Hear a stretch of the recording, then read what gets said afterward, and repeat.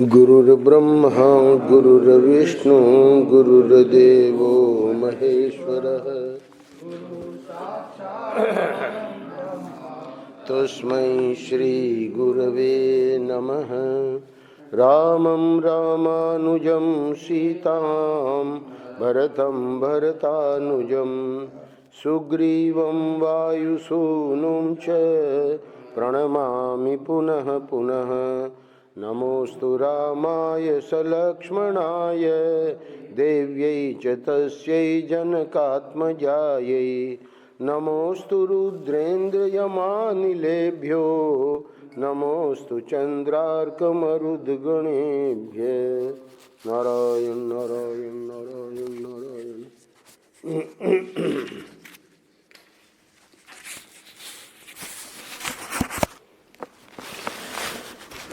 श्रीमद् वाल्मीकि रामायण में आज 5वें सर्ग में जहाँ प्रसंग को कल विराम दिया था, तो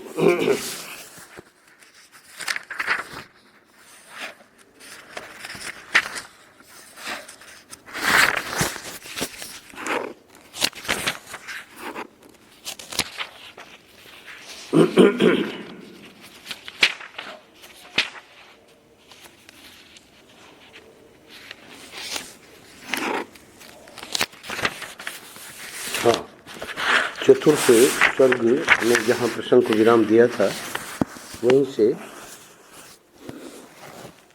वाल्मीकि जी ने ब्रह्मा जी के कहने से रचना तो कर दी है। अब उनका ध्यान गया कि आश्रम में ही लवकुश जो सीता जी के यानी राम और सीता जी के जुड़वा पुत्र हैं, तो उनका वेदाध्ययन भी हो चुका है और ये समर्थ भी हैं। अगर इनको वाल्मीकि रामायण का अध्ययन करवा दिया जाए तो ये इसका आगे प्रचार कर सकेंगे। कल वर्णन ये आया कि अध्ययन करने के बाद ऋषियों के बीच में, महर्षियों के बीच में उन्होंने गान करके सुनाया। बड़े प्रसन्न हुए महर्षि लोग, और जिनके पास जो भी कुछ था पुरस्कार देने के लिए दोनों बच्चों को पुरस्कार दिया और कहा कि बच्चों, तुम दोनों का कल्याण हो, तुम्हारी आयु बढ़े, और इस प्रकार उनको आशीर्वाद दिया। अब प्रसंग ये आया कि एक समय सर्वत्र प्रशंसित होने वाले राजकुमार कुश और लव अयोध्या की गलियों और सड़कों पर रामायण के श्लोकों का गान करते हुए विचर रहे थे। इसी समय उनके ऊपर श्री राम की दृष्टि पड़ी। उन्होंने उन समादर योग्य बंधुओं को अपने घर बुलाकर उनका यथोचित सम्मान किया। अब वो दृष्टि क्या पड़ी, उन्होंने सुना भी कुछ, उस समय जितना वो सुना रहे थे तो बड़े प्रभावित हुए, और फिर उसके बाद दरबार में वे स्वयं विराजते हैं और भरत, लक्ष्मण और शत्रुघ्न को कहते हैं भगवान राम कि ये देवता के समान तेजस्वी दोनों कुमार विचित्र अर्थ और पदों से युक्त मधुर काव्य बड़े सुंदर ढंग से गाकर सुनाते हैं। अभी और लोगों ने नहीं सुना है, भगवान राम ने ही सुना है, तो बता रहे हैं कि ये दोनों को हमने इसलिए बुलाया है कि तुम सब लोग इसे सुनो। यूँ कहकर उन्होंने उन दोनों भाइयों को गाने की आज्ञा दी। कल प्रसंग को यहीं विराम दिया था। अब आगे क्या होता है आज हम देखते हैं। आज्ञा पाकर वे दोनों भाई वीणा के लय के साथ अपने मन के अनुकूल तार यानी उच्च एवं मधुर स्वर में राग अलापते हुए रामायण काव्य का गान करने लगे।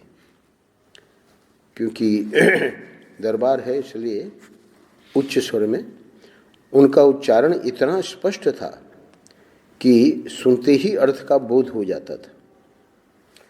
श्री उड़िया बाबा जी महाराज के बारे में जिन लोगों ने, उस समय के लोग थे, उन्होंने संस्मरण लिखे हैं, विद्वान लोगों ने, तो कहते हैं कि उनका उच्चारण श्लोकों का ऐसा अद्भुत था कि श्लोक जो पढ़ते थे उसी से अर्थ समझ में आ जाता था, तो सुनते ही अर्थ का बोध हो जाता था। उनका गान सुनकर श्रोताओं के समस्त अंगों में हर्ष जनित रोमांच हो आया तथा उन सब के, क्योंकि अर्थ समझते जा रहे हैं, तो जब अर्थ समझते जा रहे हैं तो कथा तो भगवान राम की, मैंने जैसे बताया, कोई ऐसा सुहृदय श्रोता, मतलब जो पाठ करता है रामायण का, कोई ऐसा नहीं है कि अयोध्या कांड और ये सब जो प्रसंग हैं कैकेयी आदि के, उसको पढ़ के उसको आंसू ना आवे, ये संभव ही नहीं है। इतना उसमें भाव भर दिया है तुलसीदास जी ने। तो यहाँ पर भी हर्ष जनित रोमांच जो उस प्रकार के प्रसंग हैं, बाकी वैसे जो दूसरे प्रसंग उसमें आंसू वगैरह, सबके मन और आत्मा में आनंद की तरंगें उठने लगी। विशेषता क्या है कि अब वो जो हम लोग ड्रामा या सिनेमा देखते हैं तो वहाँ देखने तो इसलिए जाते हैं कि आनंद होवे, पर उसमें बहुत सारे ऐसे दृश्य भी हैं जिसमें आंसू भी, तो वो आंसू बहने पर भी हमारे हृदय में आनंद ही आता है कि देखो कितनी बढ़िया एक्टिंग की। तो इसी प्रकार अब ये जो कथा सुना रहे हैं, तो कथा से जो उस प्रकार के जो प्रसंग हैं तो उसमें भी कुल मिला के हृदय में हर्ष जनित रोमांच हो आया तथा उन सब के मन और आत्मा में आनंद की तरंगें उठने लगी। उस जनसभा में होने वाला वह गान सबकी श्रवणेंद्रियों को अत्यंत सुखद प्रतीत होता था। यहाँ चतुर्थ सर्ग अध्याय पूरा होने जा रहा है। उस समय श्री राम ने अपने भाइयों का ध्यान आकृष्ट करते हुए कहा, ये दोनों कुमार मुनि होकर भी राजोचित लक्षणों से संपन्न हैं। तो देखिए, हैं तो भगवान राम और सीता के, है ना, पुत्र, पर वहाँ वाल्मीकि आश्रम में पैदा हुए तो मुनि वेश में ही हैं, जन्म से उनको पता ही नहीं है कि हम भगवान राम के पुत्र हैं। तो संगीत में कुशल होने के साथ ही महान तपस्वी हैं। ये जिस चरित्र का प्रबंध काव्य का गान करते हैं वह शब्द, अर्थ, अलंकार, उत्तम गुण एवं सुंदर रीति आदि से युक्त होने के कारण अत्यंत प्रभावशाली है। और यहाँ तक कहा भगवान राम ने कि मेरे लिए भी अभ्युदय कारक है, ऐसा वृद्ध पुरुषों का कथन है। अतः तुम सब लोग ध्यान देकर इसे सुनो। यानी अब जब आज्ञा कर दी है तो उसकी थोड़ी सी भूमिका, यानी उनका परिचय देके और अब उनको कहा कि सुनाओ। तदनंतर श्री राम की आज्ञा से प्रेरित हो वे दोनों भाई मार्ग विधान की रीति से रामायण का गान करने लगे। टिप्पणी में दिया है कि संस्कृत में वो उन्होंने गाया और सभा में बैठे हुए भगवान श्री राम भी धीरे धीरे उनका गान सुनने में तन्मय हो गए। इति आर्षे श्रीमद् रामायणे वाल्मीकिये आदि काव्ये बालकांडे चतुर्थ सर्ग। अगले सर्ग में वो जब शुरू करते हैं तो प्रथम 3 श्लोकों में बताते हैं कि सर्वा पूर्वमियम येषामासीत् कृष्णा वसुंधरा प्रजापतिम उपादाय नृपाणाम जयशालिनाम। ये सारी पृथ्वी पूर्व काल में प्रजापति मनु से लेकर अब तक जिस वंश के विजयशाली नरेशों के अधिकार में रही है, 3 श्लोकों का अन्वय एक साथ में है। कौन विजयशाली नरेश? परिचय दे रहे हैं जिन्होंने समुद्र को खुदवाया था। यानी प्रजापति मनु से प्रारंभ हुआ इस पृथ्वी का शासन, और उसके बाद कौन? राजा सगर, जिन्हें यात्रा काल में 60,000 पुत्र घेर कर चलते थे। वे महाप्रतापी राजा सगर जिनके कुल में उत्पन्न हुए, इन्हीं इक्ष्वाकु वंशी महात्मा राजाओं की कुल परंपरा में रामायण नाम से प्रसिद्ध इस महान ऐतिहासिक काव्य की अवतारणा हुई है।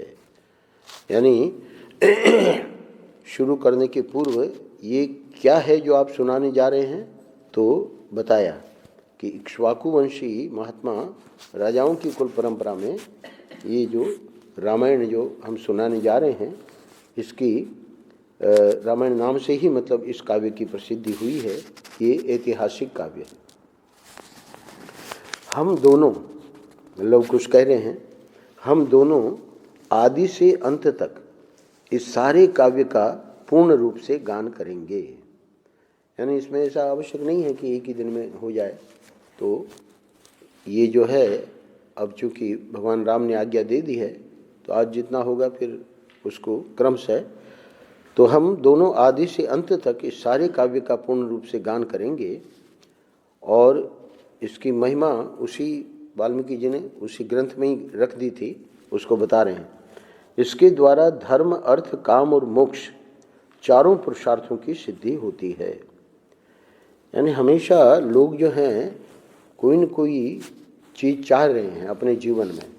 कोई भोग चाह रहा है, तो कोई अर्थ चाह रहा है, तो कोई है ना धर्म में ही लगा हुआ है, और कोई मोक्ष चाह रहा है। कोई भी पुरुषार्थ क्यों ना हो, कामना हो तब भी, अर्थोपार्जन की मतलब अर्थ की इच्छा है तो भी, चारों पुरुषार्थ, धर्म भी और मोक्ष भी, इस रामायण के सुनने से यानी इसका फल है, फलश्रुति, चारों पुरुषार्थों की सिद्धि होती है। अतः आप लोग दोष दृष्टि का परित्याग करके इसका श्रवण करें। हमेशा ग्रंथों में ये बात आई है, निर्मत्सरा नाम सताम, भागवत पुराण में शुरू में ही, कि जो निर्मत्सर हैं, दूसरे में दोष नहीं देखते, ईर्ष्या नहीं करते, है ना, अनुसूया, तो असूया होता है कि दोष देखना, तो अनुसूया यानी दोष देखने की वृत्ति है ही नहीं। तो पूर्ण श्रद्धा जो कहा जा रहा है उसमें किसी प्रकार की शंका नहीं, संशय नहीं। तो ये किसी भी ग्रंथ को सुनने में ये बहुत आवश्यक है। विशेष रूप से जो एजुकेटेड क्लास है, यानी जिसको इस प्रकार के वैज्ञानिक और हर जगह प्रश्न करते हैं कि भाई ये कैसे संभव है ना, इतनी गायों का वर्णन है, भगवान ले जाते थे गोचारण के लिए, तो इतनी जगह कहाँ से आएगी, लाखों गायें, है ना, इतने ब्रज में लाखों गायें कैसे वो चराने के लिए ले जाते थे। धर्म सम्राट कल्पात्री जी महाराज ने समझाया है कि वहाँ ये सब चेतन होने के कारण वो स्थान भी जो है, जैसे पुष्पक विमान बड़ा हो जाता था, है ना, लोग बैठ जाते थे, तो ऐसे ये जो कथाएं हैं उनमें हमको अपनी बुद्धि नहीं लगानी चाहिए। अक्षरशः उसका वर्णन सत्य है। 7 दिन तक भगवान ने, है ना, एक ही उंगली पे कैसे रात दिन धारण किया। अरे पूरा अनंत कोटि ब्रह्मांड जो धारण किए हुए हैं, उनके लिए वो उतना छोटा सा गिरिराज धारण करना कौन सी बड़ी बात है। तो श्रवण जो है वो हमेशा दोष दृष्टि का परित्याग करके, यानी उसमें कोई अपनी बुद्धि न लगावे, सहृदयता से, क्योंकि भावपूर्ण है ये कथाएं। तो भाव जो है वो तभी बनेगा जब हम ये जो वर्णन किया जा रहा है उसको अक्षरशः सत्य मानेंगे, श्रद्धा करेंगे, तब बाद में समझ में आवेगा कि ये हमारे लोक की कथा नहीं है। यानी उस समय भी जो अयोध्या का अभी वर्णन करने जा रहे हैं, तो देखिए क्या कह रहे हैं। कौशल नाम से प्रसिद्ध एक बहुत बड़ा जनपद है जो सरयू नदी के किनारे बसा हुआ है। वह प्रचुर धन धान्य से संपन्न, सुखी और समृद्धिशाली है।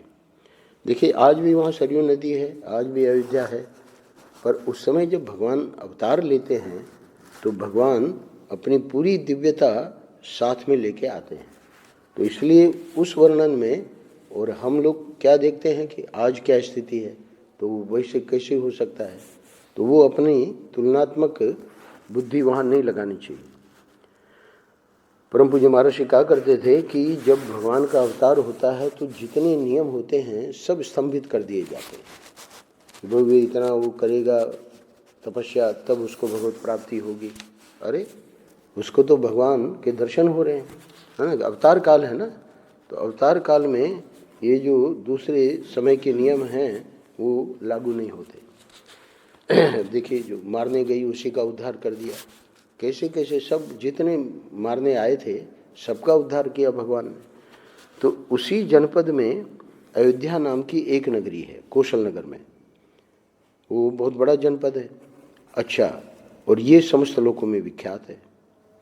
उस पुरी को पहले ही कह दिया कि महान ऐतिहासिक काव्य की ये रामायण नाम से जो मैं हम लोग जो सुनाने जा रहे हैं, तो वो जो नगरी है उस पुरी को स्वयं महाराज मनु ने बनवाया और बसाया था, पहली बात।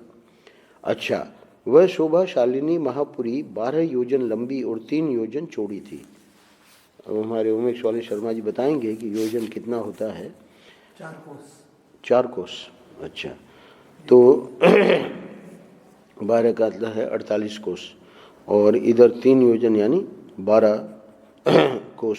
तो कोस में 2 मील का एक कोस होता है, तो मील जो है वो किलोमीटर से बड़ा होता है। हाँ, 3 किलोमीटर का एक कोस होता है। तो वहाँ बाहर के जनपदों में जाने का जो विशाल राजमार्ग था वह उभय पार्श्व में विविध वृक्षावलियों से विभूषित होने के कारण सुस्पष्टतया अन्य मार्गों से विभक्त जान पड़ता। एक ये जो विशेषता आज भी आप देखेंगे, जहाँ दोनों ओर वृक्षावली है, इतना सुंदर लगता है ना। आज भी हैं ऐसी सड़कें, पर जहाँ सब काट दिया गया है तो वहाँ तो लगता है कि व्यक्ति कहीं बैठना भी चाहे तो नहीं बैठ सकता। सुंदर विभाग पूर्वक बना हुआ महान राजमार्ग उस पुरी की शोभा बढ़ा रहा था।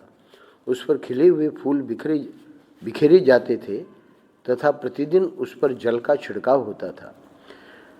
जैसे स्वर्ग में हमेशा जब उपमा देते हैं तो स्वर्ग की देते हैं, क्योंकि स्वर्ग की जो वैभव है वो सबसे बढ़कर है। तो जैसे स्वर्ग में देवराज इंद्र ने अमरावतीपुरी बसाई थी, उसी प्रकार धर्म और न्याय के बल से अपने महान राष्ट्र की वृद्धि करने वाले राजा दशरथ ने अयोध्यापुरी को पहले की अपेक्षा विशेष रूप से बसाया था।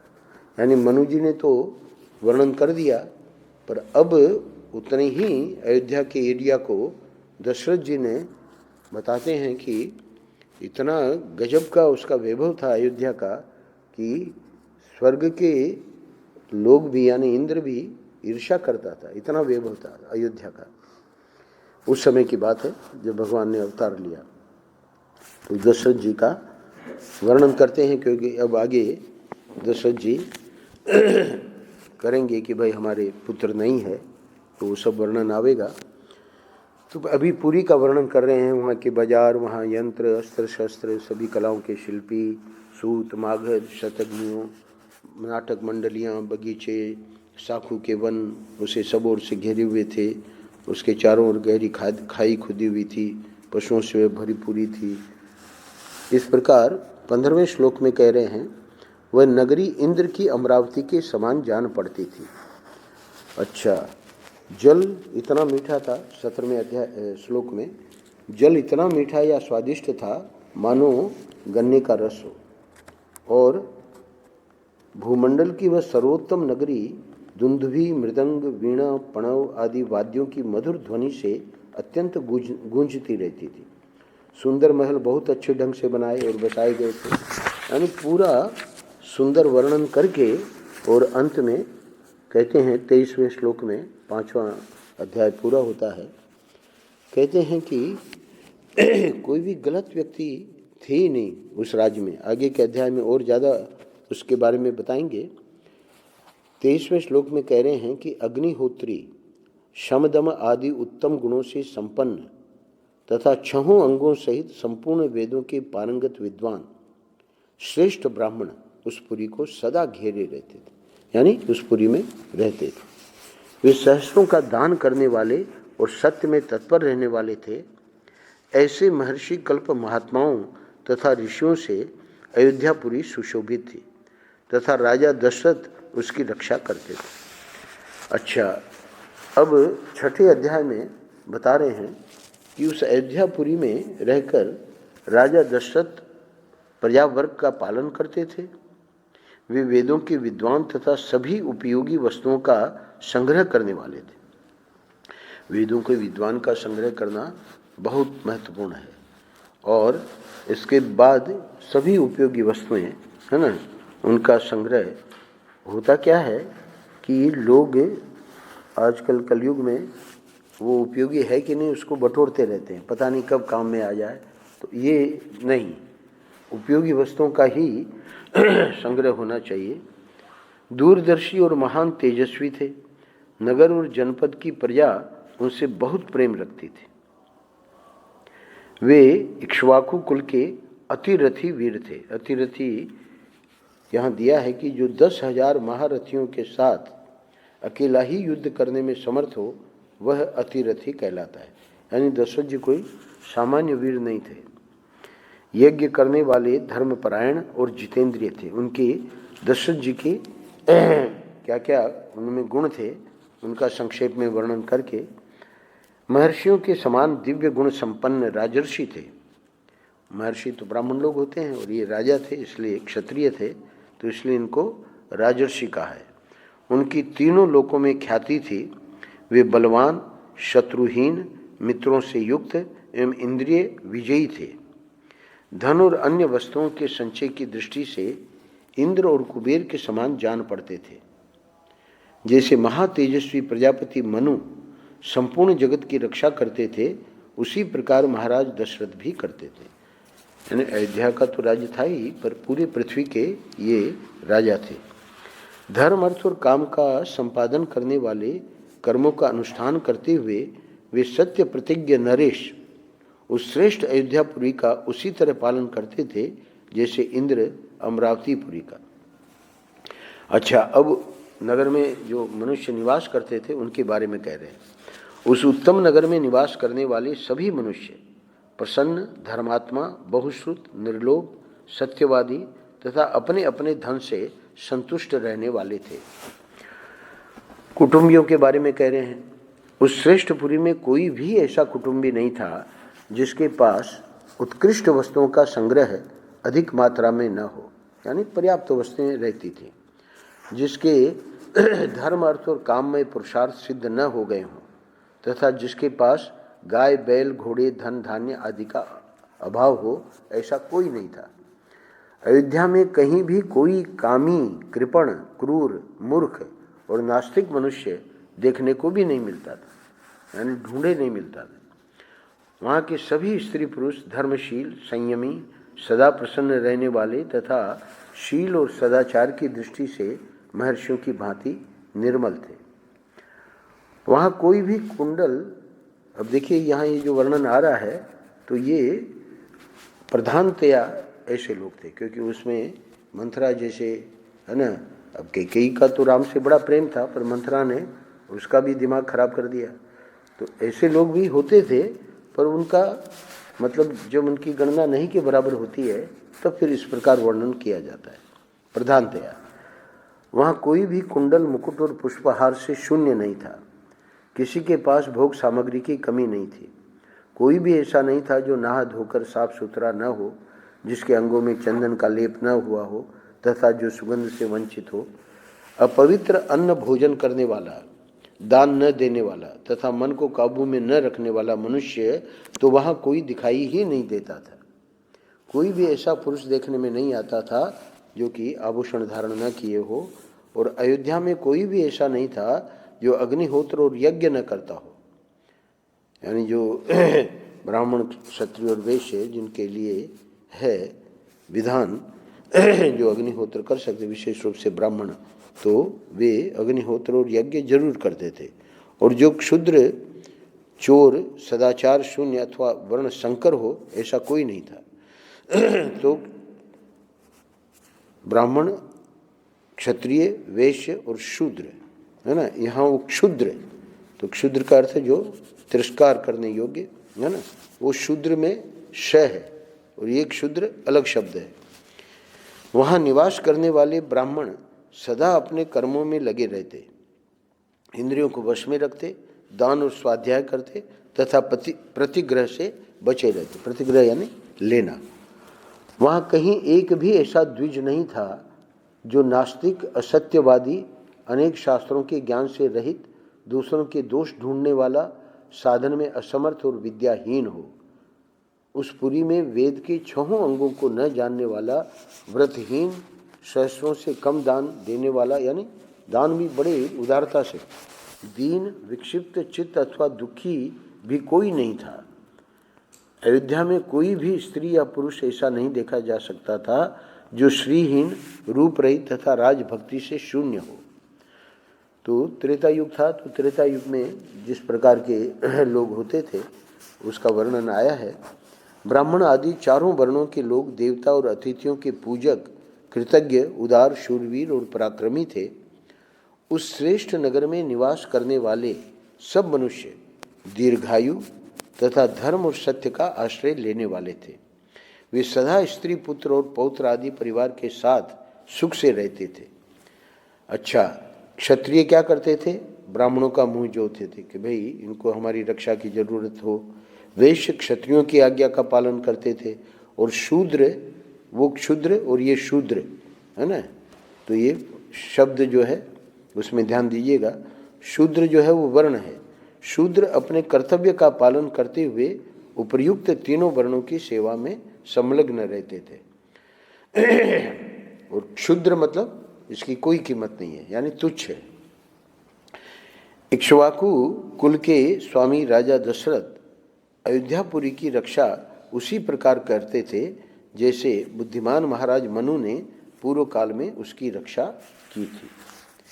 शौर्य की अधिकता के कारण अग्नि के समान दुर्धर्ष, कुटिलता से रहित, अपमान को सहन करने में असमर्थ तथा अस्त्र शस्त्रों के ज्ञाता योद्धाओं के समुदाय से वह पुरी उसी तरह भरी पूरी रहती थी जैसे पर्वतों की गुफा सिंहों के समूह से परिपूर्ण होती है। अच्छा, अब इन अंतिम श्लोकों में ये 6ठा अध्याय यहाँ पूरा होने जा रहा है। वहाँ के जो पशुधन था, क्योंकि उस समय पशुधन की पुराने समय में जैसे आजकल ये कारें वगैरह हैं, तो काम्बोज और बाहलीक देश में उत्पन्न हुए उत्तम घोड़ों से, वनायु देश के अश्वों से तथा सिंधु नद के निकट पैदा होने वाले दरियाई घोड़ों से, जो इंद्र के अश्व उच्च ही श्रवा के समान श्रेष्ठ थे, अयोध्यापुरी भरी रहती थी। यानी कोई राजा दशरथ ने जो अश्वशाला थी उनमें कोई सामान्य घोड़े नहीं थे। विंध्य और हिमालय पर्वतों में उत्पन्न होने वाले अत्यंत बलशाली पर्वताकार मदमत्त गजराजों से भी वह नगरी परिपूर्ण रहती थी। ढूंढते हैं ना गाय, हमको बहुत अच्छी नस्ल की गाय चाहिए, तो ऐसे इनके पास जितना पशुधन था, ऐरावत कुल में उत्पन्न महापद्म के वंश में पैदा हुए तथा अंजन और वामन नामक दिग्गजों से भी प्रकट हुए हाथी उस पुरी की पूर्णता में सहायक हो रहे थे। हिमालय पर्वत पर उत्पन्न भद्र जाति के विंध्य पर्वत पर उत्पन्न हुए मंद्र जाति के तथा सह्य पर्वत पर पैदा हुए मृग जाति के हाथी भी वहां मौजूद थे। भद्र, मंद्र और मृग इन तीनों के मेल से उत्पन्न हुए शंकर जाति के, और भद्र और मंद्र इन दो जातियों के मेल से पैदा हुए शंकर जाति के, और यानी परम्यूटेशन कम्बिनेशन कहते हैं अंग्रेजी में, यानी अलग अलग जातियों का संयोग से उत्पन्न शंकर जाति के, इन दो जातियों के सम्मिश्रण से पैदा हुए पर्वताकार गजराज भी, जो सदा मदोन्मत्त रहते थे, उस पुरी में भरे हुए थे। 3 योजन की विस्तार वाली अयोध्या में, अब वो जो पूरा उसका हम आकलन करेंगे कितने किलोमीटर में अयोध्यापुरी थी, तो उसमें इतना जो अब वर्णन कर रहे हैं वो सिर्फ इसी के लिए था। 3 योजन की विस्तार वाली अयोध्या में 2 योजन की भूमि, तो 3 योजन उसकी चौड़ाई है, तो 2 योजन की भूमि तो ऐसी थी जहाँ पहुंचकर किसी के लिए भी युद्ध करना असंभव था। इसलिए वह पूरी अयोध्या इस सत्य एवं सार्थक नाम से प्रकाशित होती थी। इसका अयोध्या नाम क्यों पड़ा, लवकुश गान करके सुना रहे हैं कि वो जो जितना एरिया था 2 योजन का, यानी 2 योजन लंबाई 2 योजन चौड़ाई, उसमें तो इस प्रकार के वो वीर लोग रहते थे कि वहाँ किसी के लिए भी युद्ध करना संभव ही नहीं था। अच्छा, अब अंत में कह रहे हैं, राजा दशरथ इस जगत का यानी कि अपने राज्य का पालन करते थे। किसमें? अयोध्यापुरी में रहते हुए। जैसे चंद्रमा नक्षत्र लोक का शासन करते हैं, उसी प्रकार महातेजस्वी महाराज दशरथ अयोध्यापुरी का शासन करते थे। उन्होंने अपने समस्त शत्रुओं को नष्ट कर दिया था। अंतिम श्लोक में कह रहे हैं, समय भी हो गया है, जिसका अयोध्या नाम सत्य एवं सार्थक था, जिसके दरवाजे और अर्गला सुदृढ़ थे, जो विचित्र गृहों से सदा सुशोभित होती थी, सहस्त्रों मनुष्यों से भरी हुई उस कल्याणमयी पुरी का इंद्र तुल्य तेजस्वी राजा दशरथ न्यायपूर्वक शासन करते थे। तो इन 2 अध्यायों में ये इसलिए वर्णन किया है कि अब आगे जो है वो इन्हीं की कथा, दशरथ जी के परिवार की कथा है। रामायण। नारायण नारायण नारायण नारायण। श्री राम